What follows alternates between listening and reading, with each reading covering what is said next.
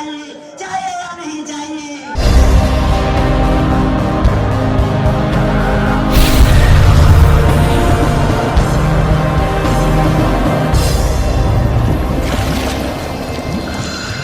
कहा कि जिन लोगों ने आपको मेरे पास भेजा है, जाकर क्या देना कि डॉक्टर अंबेडकर की 3 शर्त है, अगर वो मेरी तीनों शर्त मानने के लिए तैयार हैं तो मैं हिंदू धर्म को नहीं छोड़ूंगा। और वो 3 शर्त कौन सी थी? और पहली शर्त थी अंतर जातीय विवाह और अंतर जातीय खान पीन।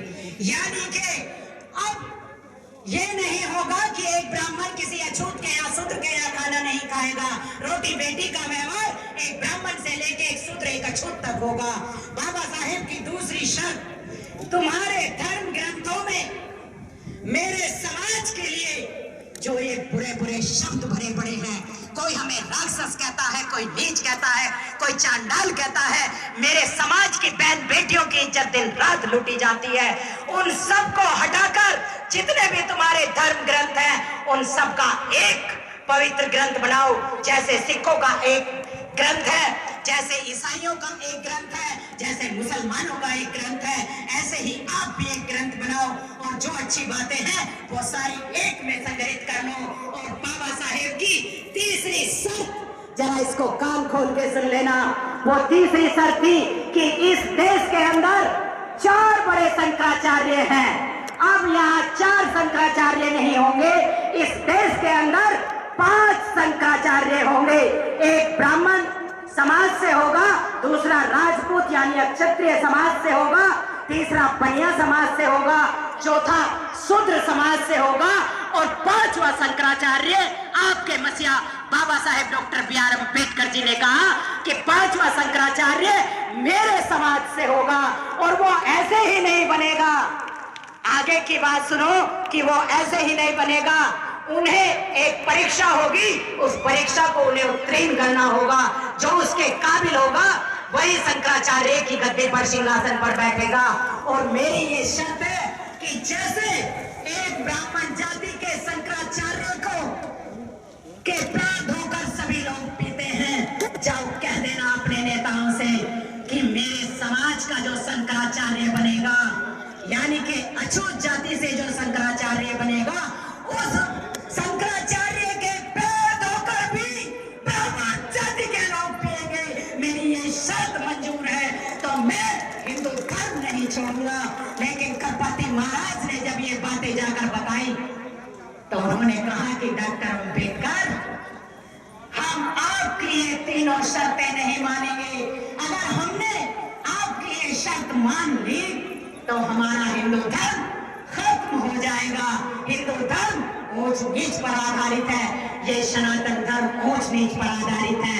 बाबा साहेब ने कहा कि अगर आप मेरी ये शर्त मानने के लिए तैयार नहीं हो तो फिर ये डॉक्टर भीमराव अंबेडकर भी यह घोषणा करता है कि अगर आज साक्षात अगर आप ईश्वर में विश्वास करते हैं, अगर आज आपका ईश्वर भी साक्षात आकर मेरे जूतों में पड़ जाए तो ये डॉक्टर अम्बेडकर आपके ईश्वर की बात को भी नकार देगा और हिंदू धर्म में कभी नहीं रहेगा। मैं अपने लोगों के लिए मान सम्मान और स्वाभिमान की लड़ाई हमेशा लड़ी है और आगे भी लड़ता रहूंगा। बाबा साहेब डॉक्टर बी.आर. अम्बेडकर ने आपको 14 अक्टूबर 1956 को आपको अपना घर बौद्ध धम्म में दीक्षित कर दिया, जो हमसे छीना गया था। ये बहुत लंबा इतिहास है, उसमें हमें दोबारा लौटा दिया। तो मेरी समाज से यही अपील है, बहुत सारे लोग ऐसे लोगों को मंच पर मुख्य अतिथि मुख्य वक्ता बनाकर बुलाते हैं चंद पैसों के लिए, जिनके घर में सनातन धर्म पनप रहा है। मत बिको मेरे समाज के लोगों, मत बिको। अरे मंच पर उन्हें आसीन करो जो बाबा साहेब के मिशन को लेकर चल रहे हैं, जो बाबा साहेब के विचारों को लेकर चल रहे हैं, जो बाबा साहेब के लिए दिन रात मरने के लिए तैयार हैं। और उन्हीं में से एक मिसाल श्रद्धेय राजेंद्र पाल गौतम जी हैं। इनकी कोई गलती नहीं थी, इन्होंने क्या किया, जो प्रतिज्ञाएं बाबा साहेब ने दोहराई थी, वही दिल्ली के अंदर जब दीक्षा का प्रोग्राम इन्होंने किया तो वो प्रतिज्ञाएं इन्होंने भी दोहराई। अपने पास से तो नहीं दोहराई, लेकिन क्या तहलका मच गया उन प्रतिज्ञाओं को दोहराने का, इन्हें दोषी बना दिया गया और इस्तीफा इन्होंने अपनी मर्जी से दे दिया। इन्होंने भी वही बात बोल दी जो बाबा साहेब ने बोली। मैं अपने समाज के साथ गद्दारी नहीं करूंगा। मैं मंत्री पद से इस्तीफा तो दे सकता हूं, लेकिन बाबा साहेब की 22 प्रतिज्ञाएं नहीं छोड़ सकता। बाबा साहेब को कभी मैं भूल नहीं सकता। तो ऐसे लोगों को आप सम्मान दो, ऐसे लोगों को राजनीति में लाओ, ऐसे लोगों के साथ दिन रात लगकर काम करो। लेकिन ये राखी रावण फिर कहती है ऐसे लोगों को मंच मत दो जो सनातन धर्म के समर्थक हैं। वो बाबा साहेब को मारने का काम कर रहे हैं, मंच पर आकर भाषण झाड़ते हैं, वाह लूटते हैं चंद पैसे के लिए। ये समाज उनके पास जाता है, मत जाओ। अगर यहाँ पर आपको संविधान चाहिए तो फिर संविधान के फॉलोवरों को आपको बुलाना पड़ेगा। बाबा साहेब के मार्ग पर आपको चलना पड़ेगा। कितने लोग मेरी बात से समर्थन करते, जरा हाथ ऊपर करो। बहुत बहुत धन्यवाद। और लास्ट में मैं केवल महिलाओं को ये संदेश देकर जाती हूँ कि मेरे समाज की बहन बेटियों, ये कुर्सी लगी तो बाबा साहेब की बदौलत आपके नीचे लगी। अगर यहाँ बाबा साहेब का संविधान ना होता तो तुम इस कालीन पे भी नहीं बैठती, ऐसे दूर बैठती पुरुषों से अलग। तुम्हारे बदन पर ये सुंदर सुंदर कपड़े ना होते, तुम्हारे हाथों में जो ये सोने की चूड़ियां दिख रही है, गले में चैन दिख रही है, ये नहीं होती, तुम इन तक कभी नहीं पहुंच पाती। आज तुम्हें इज्जत, मान सम्मान, स्वाभिमान मिला है तो वो आपके मसीहा बाबा साहेब की देन है। अगर बाबा साहेब ना होते तो तुम्हारा पति या उस गांव का जमींदार, उस गांव का ठेकेदार कहीं तुम्हें जुए में हार जाता, देवदासी बनकर किसी मंदिर में होती, सती प्रथा के नाम पर तुम्हें जला दिया जाता। इसलिए जाग जाओ समय रहते और संविधान की रक्षक बनकर आज इसे बचाने का काम करो। संविधान को धीरे धीरे बदला जा रहा है, इसलिए जब तक तुम संविधान की रक्षा नहीं करोगे, हमारे अधिकार सुरक्षित नहीं मिलेंगे, हमारे रोजगार खत्म किए जा रहे हैं। मैं अपनी बात को आज यही विराम करती हूँ। मुझे इतना टाइम देने के लिए मैं इस मंच का आभार व्यक्त करती हूँ और मैं नमन करती हूँ श्रद्धेय किशोरी लाल जी को कि उन्होंने अपने घर की स्थिति को बिना देखते हुए ये इतना बड़ा प्रोग्राम वो करने के लिए हैं। तो ऐसे लोगों का मान सम्मान जरूर मिलना चाहिए, उन्हें साथ समाज का अवश्य मिलना चाहिए।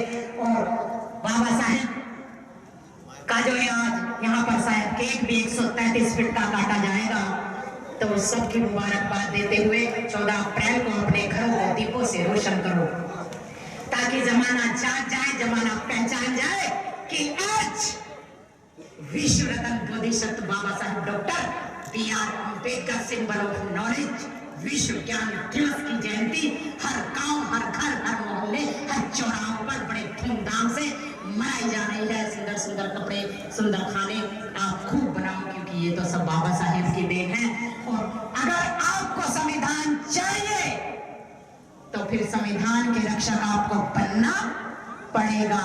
और संविधान के अधिकार नहीं चाहिए, ये कुर्सी, अपने बच्चों को रोजगार चाहिए तो तुम्हें संविधान की बात माननी पड़ेगी। और अगर तुम्हें गुलाम बनना है तो फिर मैं कुछ नहीं कर सकती। इसी के साथ मैं आज अपनी बात को यही विराम करती हूँ। तो ये कहकर कि संविधान राज लाना है तो क्या करना होगा? बाबा साहेब भीमराव अंबेडकर जी को पढ़ना होगा। हमें राम राज नहीं, हमें भीम राज चाहिए, चाहिए या नहीं चाहिए? हम भीम राज के समर्थक हैं, हम किसी राम कृष्ण के समर्थक नहीं है, ना होंगे। लेकिन यहाँ लोकतंत्र को खत्म किया जा रहा है। जो बोलते हैं उन्हें जेल में डाल दिया जाता है, लेकिन तैयार रहो, जेलें कम पड़ जाएंगी। ये बहुजन समाज कम नहीं पड़ेगा अगर आप संगठित हो जाओगे। इसलिए संगठित हो जाओ और बाबा साहेब के संविधान को बचाने का काम करो। Thank you very much. नमो बुद्धाय। जय हिंद, जय भारत।